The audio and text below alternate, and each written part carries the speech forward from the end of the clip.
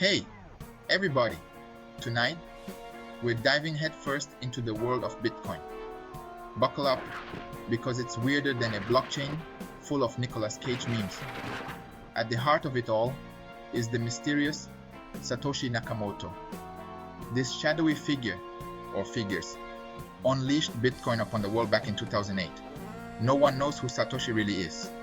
A lone genius, a group of hackers, or maybe even a time-traveling AI.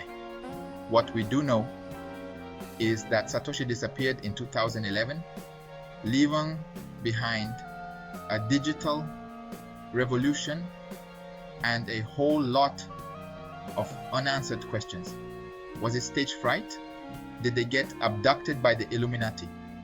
Did they accidentally lock themselves out of their own digital wallet? The mystery remains.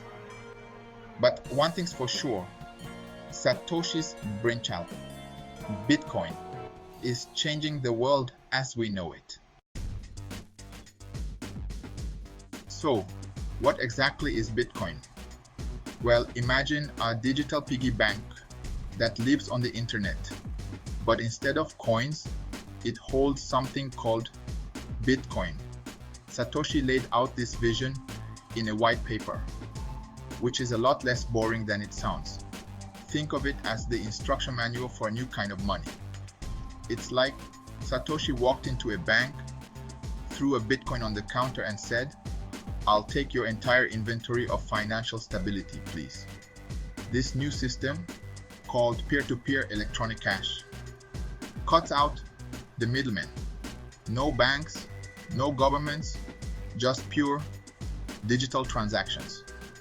It's like sending money directly from your phone to someone else's, except it's way more secure and doesn't involve Mark Zuckerberg knowing how much you spent on cat memes last month.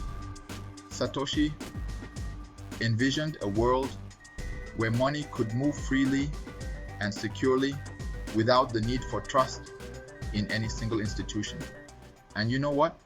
It's actually working. Now, you might be thinking, "John, I love my bank.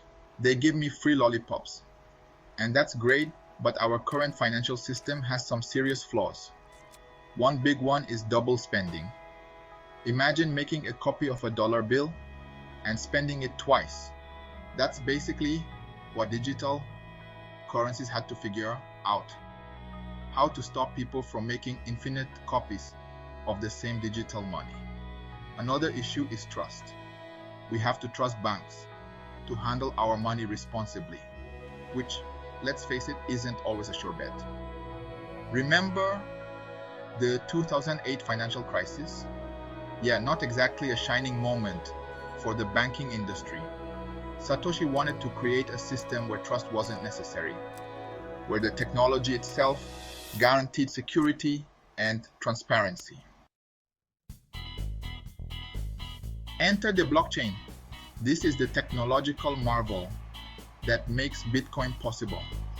Imagine a giant digital ledger that records every single Bitcoin transaction ever made. This ledger isn't stored in one place, but is distributed across a network of computers around the world. It's like having a Google Doc that everyone can see, but no one can tamper with. Every time someone sends Bitcoin, the transaction is verified and added to a block on the blockchain.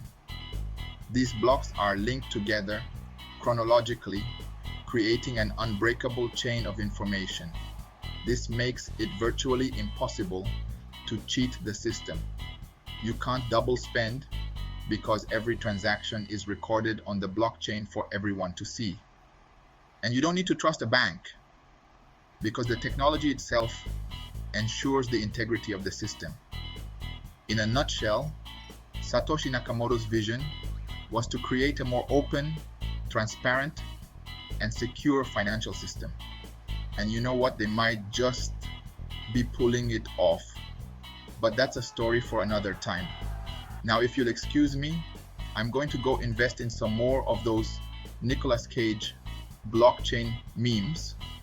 Please stay with me as we delve more into the new world of Bitcoin and answer the question, what is the purpose of Bitcoin?